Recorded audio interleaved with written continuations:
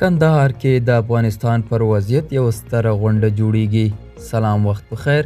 که غواړئ په بشپړه توګه معلومات ترلاسه کړئ نو ویډیو راسره تر پایه وګورئ. د کندهار ولایت ځایي چارواکي وایي چې دغه ولایت به سبا د افغانستان په تړاو د یوې سترې غونډې کوربه وي او په هغه کې به پر مهمو مسایلو خبرې کیږي.